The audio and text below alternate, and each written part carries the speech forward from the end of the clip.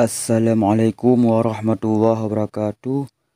Berjumpa lagi di channel saya, Khaidira Nursa.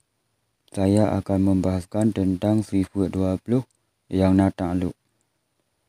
Bismillahirrahmanirrahim. Sifat 20 yang na ta'alluq.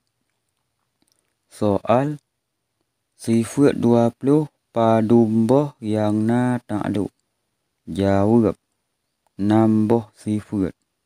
Soal teh 6. Jawab kudrah, iradah, sama', basar, ilmu, kalam. Soal kudrah, iradah, ha gepe ta'alluq. Jawab gepe ta'alluq bak memberi bekas. Soal pua-pua memberi bekas. Jawab bandum yang mungkin. Soal teh bandum mungkin. Jawab mungkin maujud, mungkin ma'lum, mungkin sayujad, mungkin fi ilmillahi annahu lam yujad. Soal sama' basar ha gepe ta'alluq. Jawab gepe ta'alluq ba inkishaf. Soal pua-pua inkishaf. Jawab bandum yang maujud. Soal teh bandum maujud. Jawab maujud hadis, maujud qadim.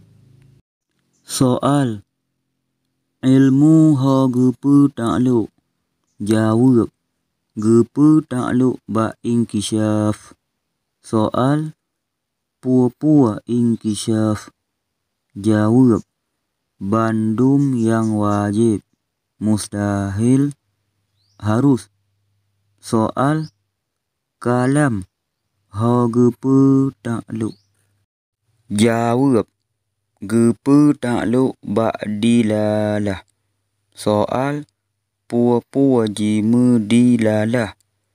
Jawab jima dilalah bandum yang wajib, mustahil, harus. Wallahu a'lam bishawab. Assalamualaikum warahmatullahi wabarakatuh.